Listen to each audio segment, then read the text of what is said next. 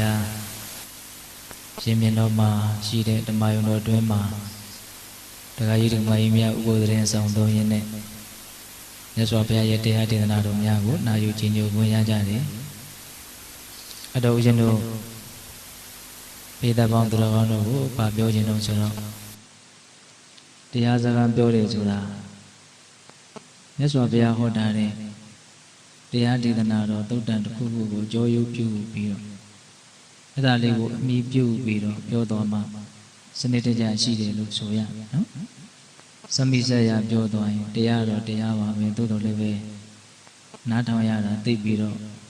အစင်မပြေနိုင်ဘူးပေါ့အဲ့တော့ဦးဇင်းတို့မြတ်စွာဘုရားဟောတာတဲ့သုတ်တန်တရားဒေသနာတစ်ခုဦးဇင်းတို့ဒီနေရာမှာသုတ်တန်ဆိုတာဒီနေ့ကဒကာကြီးတယောက်ကသူတို့ကဘယ်တော့မှဘယ်လိုကြားဘူးထားတယ်မသိပါဘူးသုတ်တန်ဆိုတာကိုသူတို့ကအဆင့်အတန်းသိပြီးတော့မရှိတဲ့တရားလို့ထင်တာတဲ့ဗျာဟုတ်လားနော်သုတ်တန်ဆိုလို့ရှိရင်တော့ဒီတရားတွေကသိပြီးတော့မဟုတ်ပါဘူးလို့ထင်တာတဲ့အံ့ဩစရာပါပဲဟုတ်လား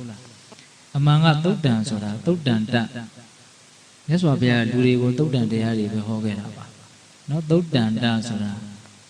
ဗမာလိုပြောရရင်သူကတမြင်းကျိုးလို့အဓိပ္ပာယ်ရတယ်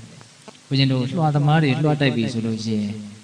နော်ကျိုးလေးကိုဆေးမဲမဲတွေနဲ့စိမ်ပြီးတော့ရှင်းတော့ကတော့အိုမဲခဲတို့ဘာတို့အဲ့ဒါတွေထုထောင်းပြီးတော့ကျိုးလေးကိုစိမ်ပြီးတော့ဟိုဘက်ကတယောက်ကန်ဒီဘက်ကတယောက်ကန်ပြီးတော့တမင်းကျိုးလေးမြင်းချောင်းလေးထင်အောင်ချလိုက်တယ်ဘုရင်တို့ငငယ်တုန်းကရွာမှာ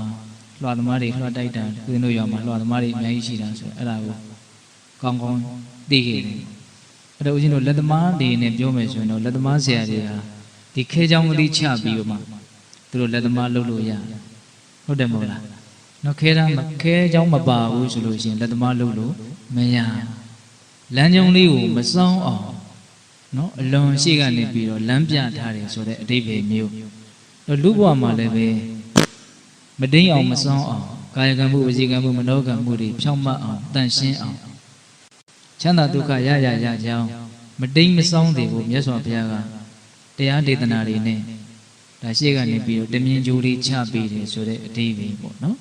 ဒါကြောင့်ဒီသုတ်တန်တရားဒေသနာတော်နဲ့ကင်းပြီးတော့ဒကာဓမ္မတို့ဦးဇင်းတို့တွေဟာဘဝလမ်းကြောင်းကိုဖြောင့်အောင်သွားနိုင်ဖို့မလွယ်ဟုတ်လားဒါကြောင့်ဦးဇင်းတို့သုတ်တန်တရားဒေသနာတွေဆိုတာအလွန်တရာမှတန်ဖိုးထားပြီးတော့မျက်မျက်နှုံနှုံလေးလေးစားစားနာယူကြရမှာမှတ်သားကြရမှာနော်အဲ့တော့ဦးဇင်းတို့ဒီကနေ့ဗာပြောချင်လို့ဆိုတော့